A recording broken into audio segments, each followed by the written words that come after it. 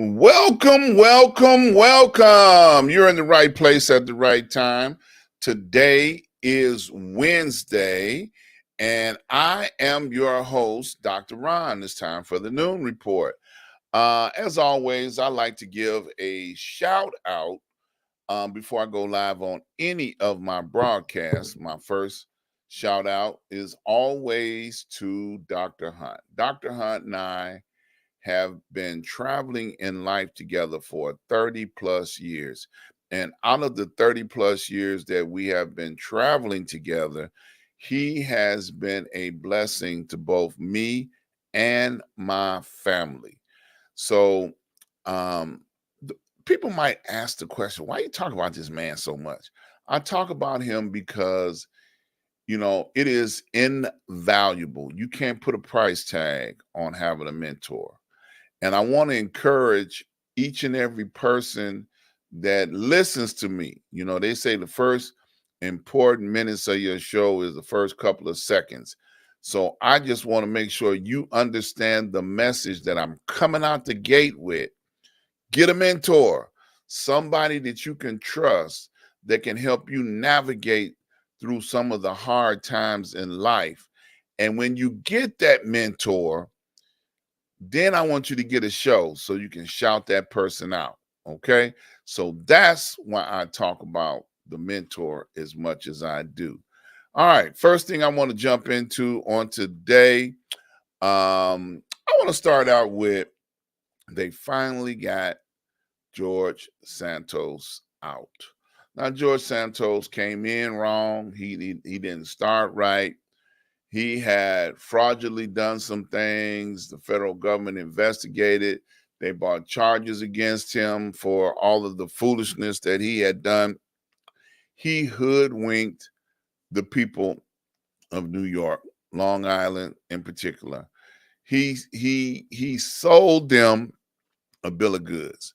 Now, I gotta say, he used a Trump formula or prototype in order to win that seat, which was lie, lie, lie continuously, cheat, cheat, cheat continuously, and then lie some more about you cheating.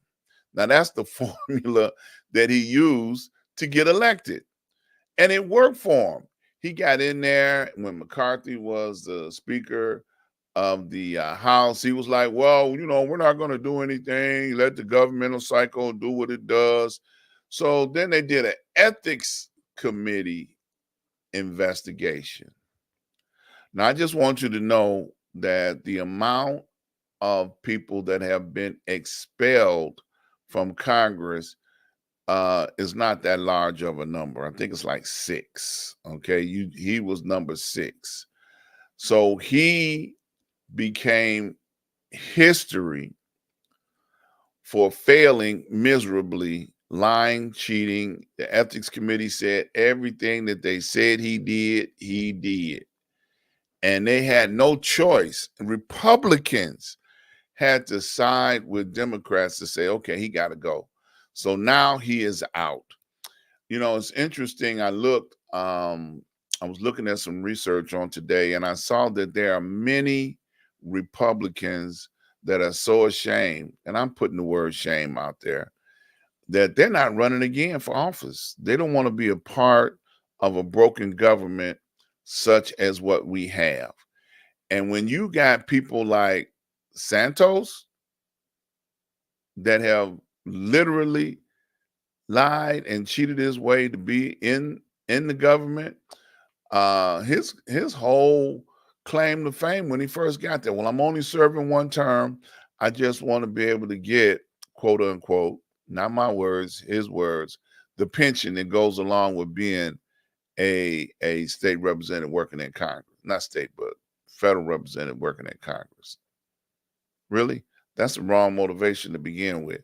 He came in um, under the auspices of, I'm going to help the people of Long Island. Well, anybody that knows anything about New York and Long Island, that's where the wealthy people are. There's a lot of wealthy people in Long Island, New York. Okay. So I don't think he represented his people well at all. He said, well, he tried to take a page out of Trump's book. Well, let the people decide whether I stay in Congress or not. Nope. You don't belong there to begin with. Everything you did, everything you said, you lied to get there was definitely, you're out of there. So that's what's up. Fun fact I ran across, and it's not really fun. This is a fact I was looking at on yesterday. The United States has the highest rate for health care. They're talking about almost $13,000 per person. Now we're talking seniors here, and they say seniors that are in facilities that need to have people take care of them on a regular basis. We don't take care of our seniors in this country, and if we are taking care of them, they better have some money. That's the bottom line. There's a lot of people they pointed out in the New York Times. The article said that people die poor because they run out of money. They run out of health care, and then they don't have nobody to take care of them. So then they wind up dying poor because they're just suffering in their old age. Now, some other things that they have mentioned in this article was that the United States has the lowest life expectancy of any other country. 79.3 years, people in the United States, they died at that age. 79, just before you turn 80. And in highest country of life expectancy is Japan, 87.6. So they almost lived to be 88 years old in Japan. So let's take a look at that for a second. Yet we have the highest rate of health care cost wise, but yet we're not getting our money's worth out of that. I don't see no benefit in paying all that money. So to me, let's go someplace else because I'm up a senior citizen age. Let's go someplace else where our dollars will help keep me alive and in good shape. I think that would be a logical explanation. But, if you remember, I'm going to take you back in time a little bit. Um, the Republicans fought against Obamacare, what they call Obamacare. Obamacare was a program to make healthcare more affordable for everybody, universally, no matter whether you're over $100,000 a year or down to the lowest income person that's in the country. Make universal health care. That's what it was all about. There are countries that have universal health care. All you got to do is walk in the door. I was in the Bahamas. How about this? This is a true story. In the Bahamas, and I got stung by one of those wasps that was flying around looking like a bird. He was so big. And when I smacked at him, he stung me on my hand. And immediately my hand began to swell up. So in the Bahamas, they had a nurse stationed on the island that all I had to do was go to the nurse and she gave me some Benadryl or some antihistamines to be able to counteract the poison from the wasps. In the Bahamas, a place of paradise, they had health care for free. It did not cost me a dime. Okay. When I went in there, I said, well, how much is it going to cost me? She says, nothing. We provide free health care in the Bahamas for their people and their visitors. I was a visitor. Okay. So here, one of the largest countries in the world, we the police for the world, but yet we cannot provide affordable health care for people who need it. There are sick people out here that can't afford to get the medicine that they need or the health care that they need. Something's wrong with that picture. And we're not getting the bang for the buck. Okay. Uh, 79.3. That's all we getting? Less than 80 years old out of being the highest. So somebody getting paid, but somebody ain't doing their job. How about that? That was just a fun fact. How about this for today? Shaving. Shaving, y'all heard the name Shaving. He was the man that put his knee on the man's neck until he died, and they videotaped it, and people tried to stop him, but he wouldn't. So that was what caused riots all across the country, police brutality, killing people. Some police departments have banned putting their knee on people's neck because it is too dangerous to do. Well, he went to jail. Okay, he's in federal prison. And on last week, you talk about karma. He got stabbed. Yeah, I said it, karma. He got stabbed. He got stabbed so bad he had to go to the hospital. So now, because Shaven got stabbed, a former police officer, the penal system can't protect him. So no telling what what he stabbed him at, but they got him. Karma. No telling who he was trying to sit on when he got there, but they stabbed him. They don't play that stuff. You know, in federal prison or any prison, karma. If you are a rapist, if you are a pedophile, you go to jail, restitution, karma is coming back your way. They're going to get you. They're going to make you feel like what it feels like to be a rapist or a pedophile. Okay.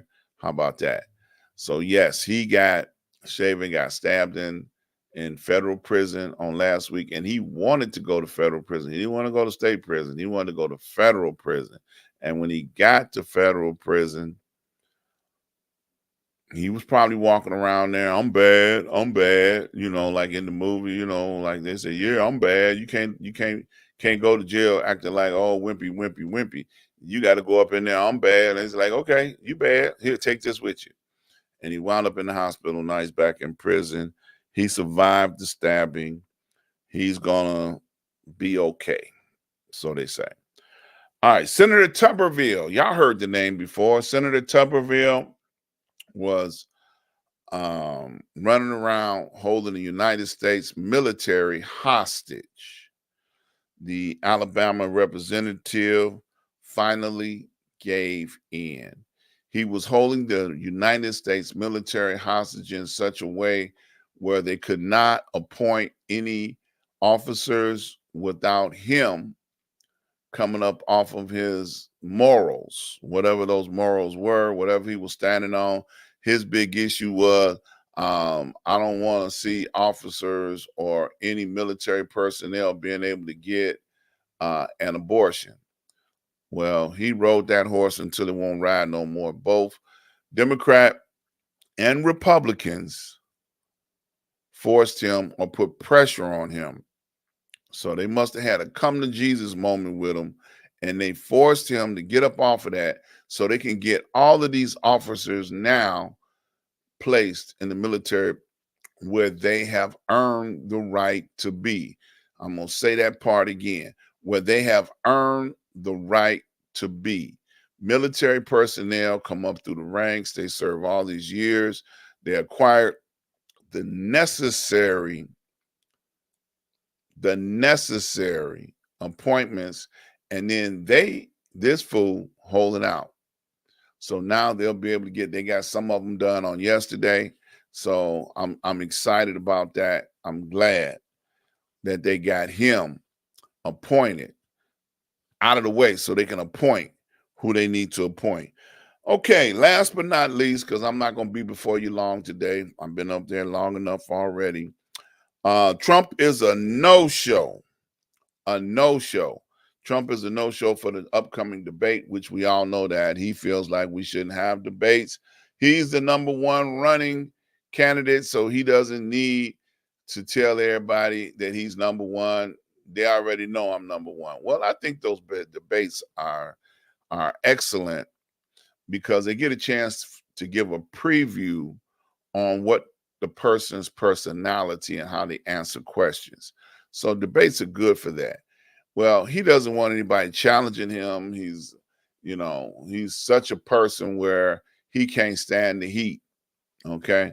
So he says he's the front runner, but we don't know how much he paid for those polls that he's coming up with the numbers, if there is even a poll, because he lies so much.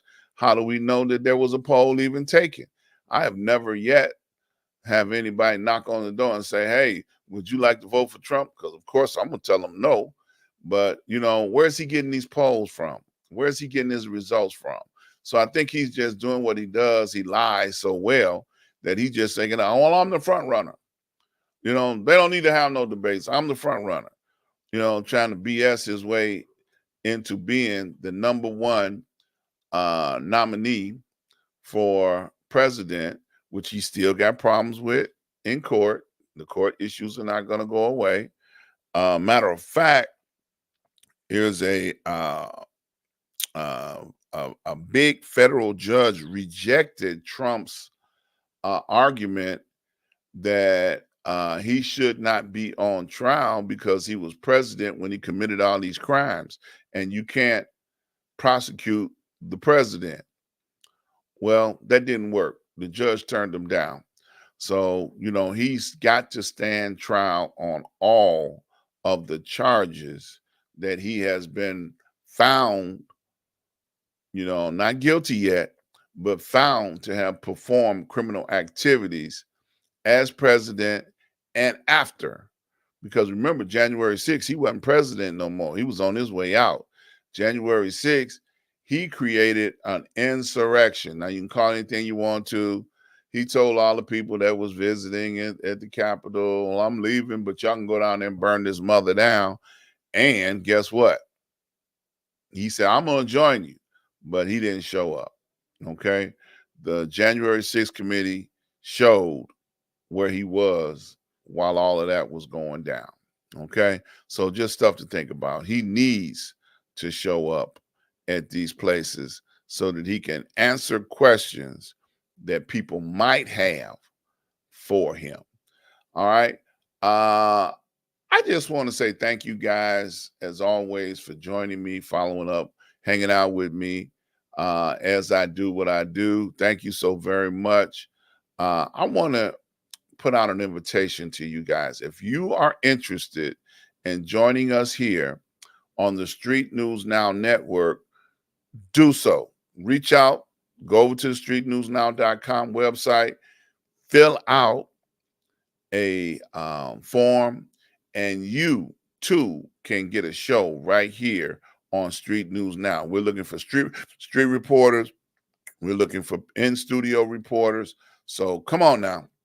Going into 2024, we want to get more people on the air. You can help us do that. Also, while you're here, please hit that subscribe button. Subscribe so that you can like and share all the information that's going on here on this network. We have many shows coming up in the new year, and we need you to spread the word. Let's let some folks know what's going on out here. And I appreciate you guys for following me and doing what you do. I thank you so very much for doing so. I can't thank you enough, So that's it for this week. I look forward to seeing you guys each and every Wednesday at noon for the Noon Report. Stay blessed. Peace and love. Take care, you guys. Happy holidays to you if that's what you celebrate.